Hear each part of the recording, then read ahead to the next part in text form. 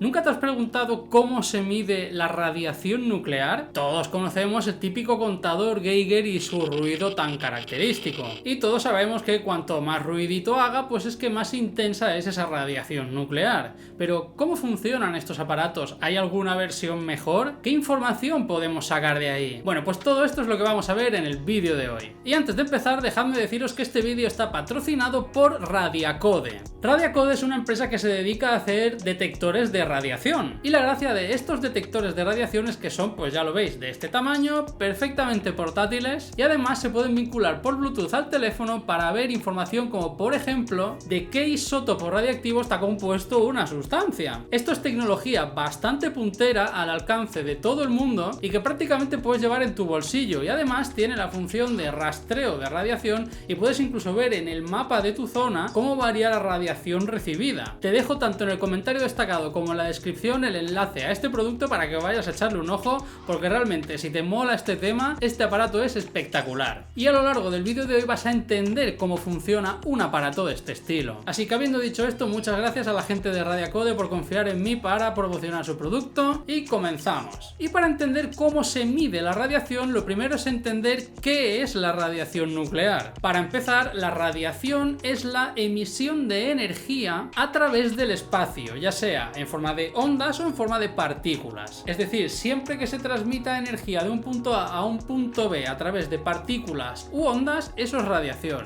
Y dentro de la radiación nuclear existen estos dos tipos. Por un lado tenemos esta radiación debida a partículas, que sería la radiación alfa y la radiación beta, y por otro lado tenemos la debida a ondas, que sería la radiación gamma. Entonces, teniendo estas tres situaciones, ¿cuándo sabremos si se da un caso o si se da el otro? Pues esto básicamente depende del tipo de átomo, del tipo de núcleo que tengamos. Hay núcleos que son inestables y para estabilizarse necesitan eliminar una partícula alfa, que no es más que dos protones y dos neutrones de ese núcleo. De ese modo pasarían a ser un átomo más pequeño y, según el caso en particular, pues más estable. Luego tenemos la emisión de partículas beta. En el caso de que tengamos un núcleo que para estabilizarse pueda perder un neutrón, este neutrón se puede perder dividiéndose en un protón y un electrón. Y ese electrón sale del núcleo como una partícula beta. Por último, ya dejando las partículas de un lado, tenemos la emisión de radiación, la radiación gamma. Si tenemos un núcleo que es inestable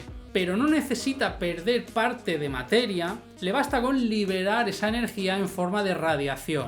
Y esto es lo que hemos comentado, que se llama radiación gamma. Y un aspecto importante es que no todas estas radiaciones tienen la misma energía, no todas son igual de potentes. La radiación alfa hemos dicho que está formada por dos protones y dos neutrones que van unidos como partícula. La energía de la que van a disponer estas partículas es menor porque su velocidad es bastante más baja, ya que tienen una masa relativamente grande. Por otro lado, las partículas beta, que tienen una masa mucho más pequeña, van a tener más energía que la radiación alfa. Pero claro, la radiación gamma, que es puramente electromagnética, no tiene masa.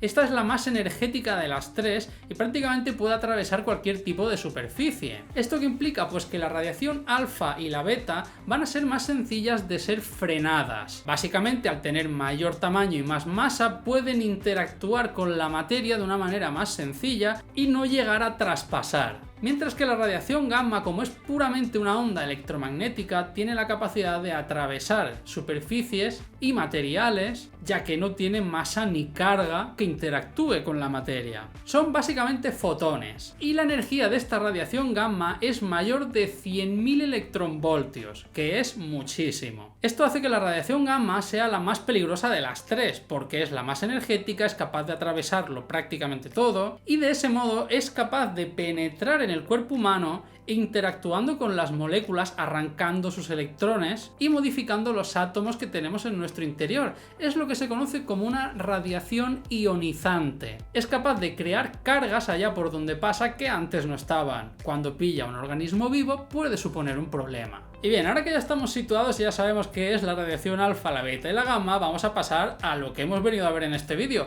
¿Cómo se mide? Pues bien, comencemos por los contadores Geiger. ¿Qué es lo que hacen? Un contador Geiger tiene en su interior una pequeña cámara con un gas inerte. Cuando la radiación ionizante entra dentro de esa cámara, ioniza el gas. Claro, en el momento en el que tenemos un gas ionizado, el gas conduce la electricidad. Y esa diferencia de conductividad se puede detectar y cada vez que le incide una radiación de este tipo, se detecta. Y entonces es cuando se escucha el típico ruidito de un contador Geiger. Ahora bien, ¿cómo funciona este tipo de detectores? Porque ya os adelanto que esto no tiene nada que ver con un contador Geiger. Y es que, como os decía antes, esto no tan solo cuenta la radiación que hay, sino que además te puede indicar cuál es el isótopo del que está formado algo. Y aquí tenemos que entrar un poco más en detalle en lo que es esa radiación gamma. Como decíamos antes, la radiación gamma se debe a que un núcleo que no es estable se estabiliza liberando cierta energía. ¿Y qué es lo que sucede? Que cada isótopo radiactivo tiene una energía distinta. Si somos capaces de medir la energía de cada uno de esos fotones, podremos determinar de qué isótopo estamos hablando. Pero, ¿y todo esto? ¿Cómo lo hace este aparato? Pues vamos a verlo. Mientras que en un contador Geiger teníamos una cámara de gas que detectaba la ionización, en este caso, que ahora ya no es un contador, ahora lo vamos a llamar espectrómetro de radiación gamma, tenemos un sistema un poquito más complejo, que está formado por un sistema compuesto por un detector y un fotomultiplicador. Y en particular hay de dos tipos principales. Por un lado tenemos los detectores de tipo semiconductor, en los cuales la luz incide sobre un metal semiconductor, cuando incide lo excita, entonces conduce la electricidad, y este tipo de detectores tiene una sensibilidad extrema a este tipo de radiación. Sin embargo, el problema es que son bastante caros y que requieren nitrógeno líquido para funcionar,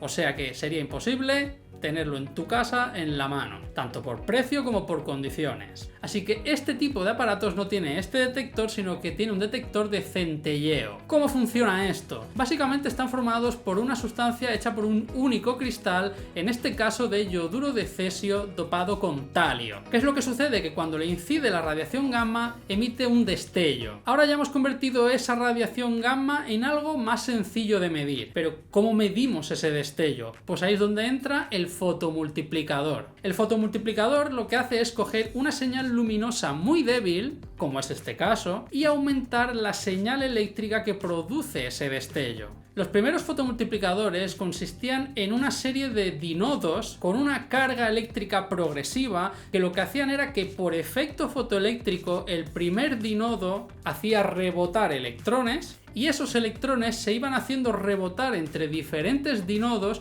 multiplicándose hasta llegar a un ánodo final donde se detectaba el impacto de estos electrones. Sin embargo, este tipo de fotodetectores requiere de altos voltajes, una cámara de vacío, y eso de nuevo no cabe aquí dentro. Este aparato lo que tiene en su interior es un fotomultiplicador de estado sólido, que aunque consigue el mismo efecto no funciona del todo igual que el anterior. En este caso estamos hablando de un fotomultiplicador que funciona por avalancha de electrones. ¿Esto qué es? Básicamente imagínate la superficie de un semiconductor en el cual incide una radiación lumínica. En ese semiconductor se excita un electrón y se genera un hueco, se genera una carga positiva y una negativa.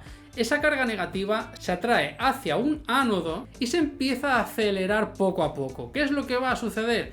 Que a medida que vaya bajando va a ir impactando con más electrones de más átomos y va a empezar a liberar electrones de cada uno de los átomos, y este proceso se va a propagar entre los diferentes átomos de ese semiconductor, amplificando mucho la señal de la primera radiación. Como te puedes imaginar, eso es mucho más reducido en tamaño que el fotomultiplicador que te comenté inicialmente. No necesitamos una cámara de vacío y cabe perfectamente aquí. Bueno, que sé que te está petando la cabeza con tanta información, pero es que todavía no hemos terminado. Porque queda una cosa, y es que, a ver, de momento sí, estamos consiguiendo detectar la radiación con nuestro aparato. Y podemos saber cuándo ha chocado algo, pero esto ya lo sabíamos con el Geiger. ¿Cuál es la principal diferencia que hay entre este sistema y el del contador Geiger? Pues que a través de la combinación del sensor más el fotomultiplicador no tan solo podemos contar los choques, sino que además podemos saber la energía con la que han chocado. Por norma general, cuanto mayor sea esa energía de la radiación gamma que incide, mayor va a ser la señal que se va a detectar después en el fotomultiplicador. Y de este modo no tan solo vamos a determinar que ha habido un choque, sino que además podemos determinar la energía de ese choque. Y aquí es donde sucede la magia. Si nosotros dejamos este aparato el tiempo suficiente al lado de una muestra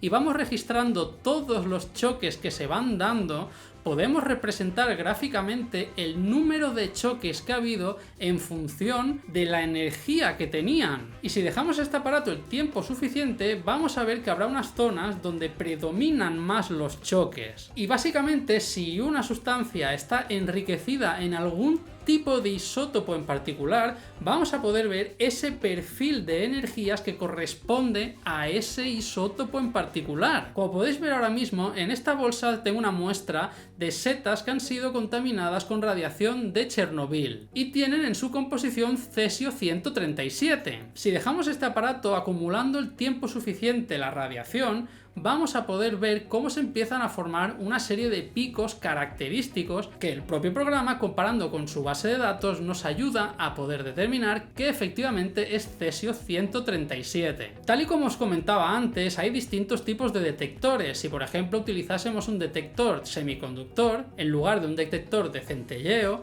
seguramente obtendríamos la señal de una manera mucho más rápida y de una manera mucho más precisa. Con un aparato de este estilo, a lo mejor tienes que tenerlo 15-20 minutos para poder determinarlo con total seguridad, pero teniendo en cuenta la diferencia de precios y el poder utilizarlo en tu día a día, realmente vale la pena esta diferencia de tiempo y de precisión, ya que en la mayoría de casos de gente curiosa que simplemente quiere aprender, no necesitamos una precisión extrema, eso ya es prácticamente para investigación. Y lo más curioso de todo esto es que todo esto que os he dicho que hay aquí dentro realmente ocupa un tamaño algo así. Como podéis ver en esta imagen, en ese aparato que está marcado está incluido el detector y el fotomultiplicador. Y este aparato pues en particular tiene la facilidad de poder conectarlo a tu dispositivo móvil y poder ver con total comodidad los resultados a partir de ahí. Aparte se puede cargar a través de USB, aunque también he de decir que la batería dura muchísimo. Y esa es otra de las ventajas de este tipo de detectores, consume muy poca energía, mientras que los otros detectores y fotomultiplicadores sí que requieren bastante más energía. Y una vez que eres capaz de medir la radiación nuclear, identificar el tipo de isótopo que tienes en una muestra,